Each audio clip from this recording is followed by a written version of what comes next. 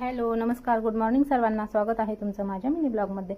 तर इथे मला करायचा होता कुरडईचा भुगा. तर त्यासाठी मी कुरडईचा भुगा भिजून घेतला होता आणि कांदा कापून घेतला होता, मसाला वगैरे शेंगदाण्याचा कूट सर्व तयार करून घेतलं होतं आणि इथे मी करत होते कुरडईचा भुगा.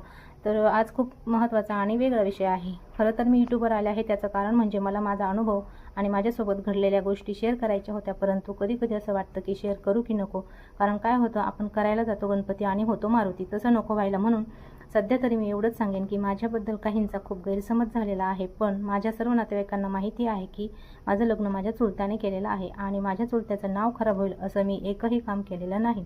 आणि माझ्या चुलत्याने माझं लग्न का बरं केलं हे सर्व नातेवाईकांना माहीत आहे. त्यामुळे याविषयी काही जास्त सांगायची गरज नाही. माझी आई मला कायम सांगायची की मी माझ्या आईवडिलांचं नाव कमावलं, तू तुझ्या चुलत्याचं नाव कमाव.